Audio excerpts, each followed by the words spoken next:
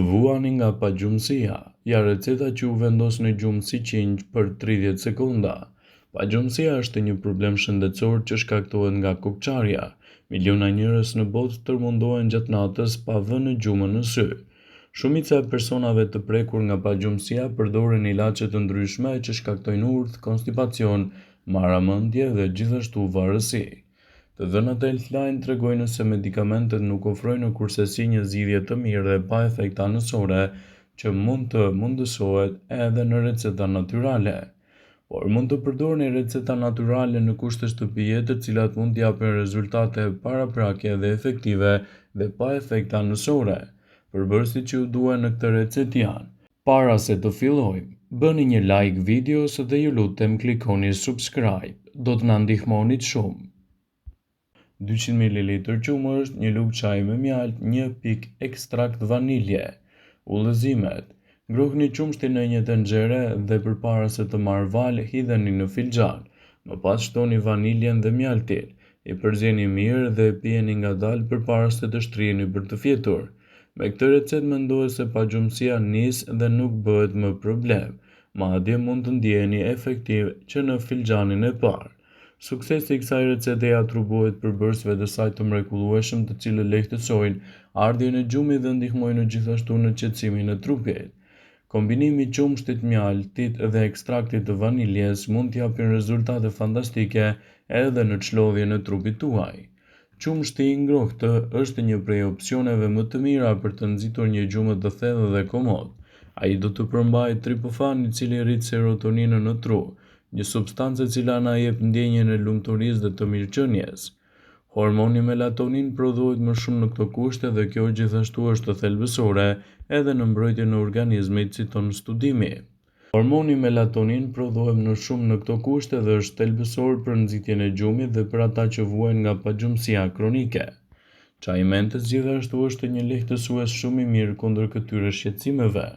Çaji mentës lehtëson dhimbjet e stomakut për shkak të vetive të tij antiinflamatore. Mentët gjithashtu zvogëlojnë intensitetin e tyre duke lejuar trupin të punojë si duhet. Ky çaj është një mundësi e shkëlqyer për të marrë parasysh në dietën tuaj edhe për të mbajtur larg komplikacionet e tij. Një tjetër produkt shumë i rëndësishëm për t'u përfshirë në dietën tuaj gjithashtu është edhe lëngu i qershive. Konsumi i lëngut të qershive në dietën tuaj mund të jetë gjithashtu një produkt mjaft i vlefshëm për personat që vuajnë nga pagjumësia. Prandaj ai mund të prodhojë hormonin melatonin duke përmirësuar cilësinë tuaj të gjumit. Ky lëng është testuar në disa studime për të trajtuar pagjumësinë dhe është provuar të jetë një nga opsionet më efektive për të siguruar një gjumë më të mirë dhe më shumë orë pushimi gjatë natës.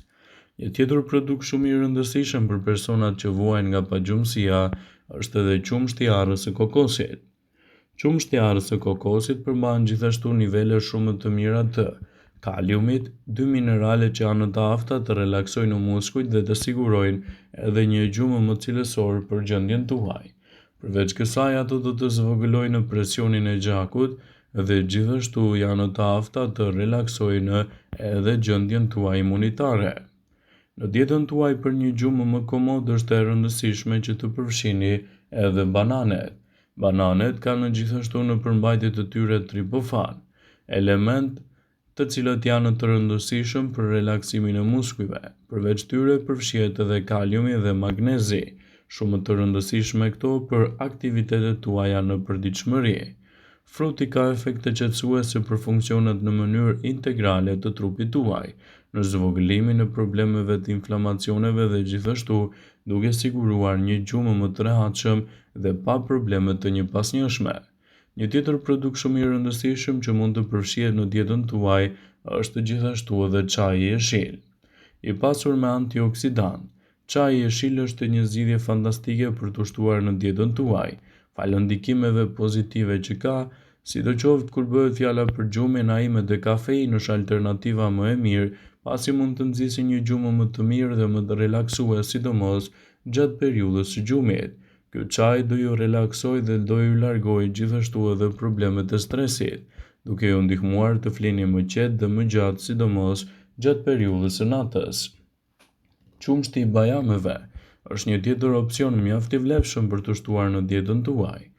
Bajamet kanë gjithçka që trupit i duhet për të marrë një gjumë të thellë. I pasur me magnez, qumshti i bajames ka prova të jetë efektiv kur bëhet fjala për nxitjen më të mirë të gjumit. Si qumshti i lopës, qumshti i bajames ka triptofan. Fal kësaj trupi mund të prodhojë edhe melatonin. Ky hormon gjithashtu është thelbësor për rregullimin e orareve të gjumit dhe kjo është një arsye pse shumë njerëz me pagjumësi kronike priren që të marrin shtesa të melatoninës në dietën e tyre. Një tjetër produkt shumë i rëndësishëm për personat që vuajnë nga pagjumësia është edhe çaji i kamomilit. Çaji i kamomilit ka efekte mira zbutëse për trupin. Zakonisht rekomandohet kryesisht edhe për dhimbjet e stomakut pasi mund të ndihmojë me tretjen dhe gjithashtu edhe në lehtësimin e tensioneve të brendshme. Sidoqoftë, kamomili ka provuar të jetë shumë efektiv edhe për zvogëlimin e simptomave të stresit siç janë pagjumësia dhe ankthi. Dhe mos nguroni t'i keni pjesë të dietave tuaja të rëndësishme këto produkte mbreslënse që do ju sjellin një gjumë më të mirë. Gjithashtu, pagjumësia mund të trajtohet në kushte natyrale përmes zgjedhjeve të duhura që bëni në mbrëmje. Pagjumësia është një ndikim i fortë në çështjet tuaja sociale dhe nëse bëhet problem për një kohë të gjatë, mund të ndikojë gjithashtu edhe në anën tuaj mendore. Gjumi është shumë i rëndësishëm për të qetësuar trupin dhe mendjen. Mungesa ose vështirësia të bëni një gjumë të qetë ndikon fort në jetën tuaj të përditshme.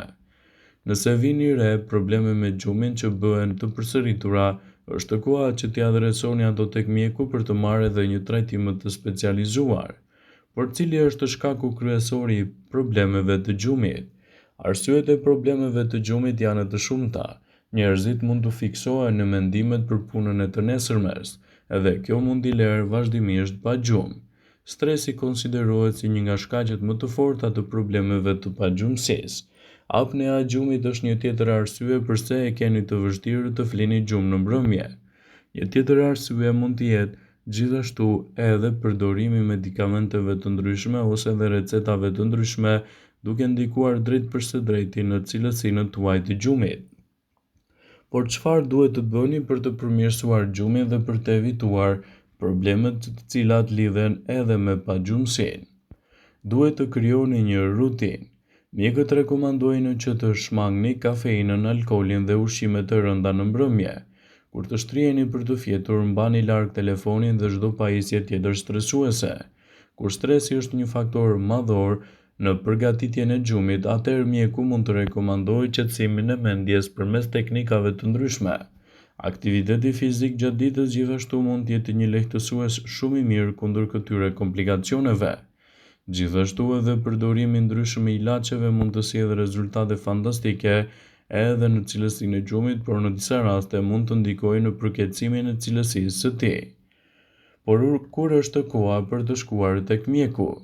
Kur vëreni se mungesa e gjumit po bëhet e vazhdueshme duke dëmtuar kështu cilësinë tuaj të jetës, këshillohet të shkoni tek mjeku.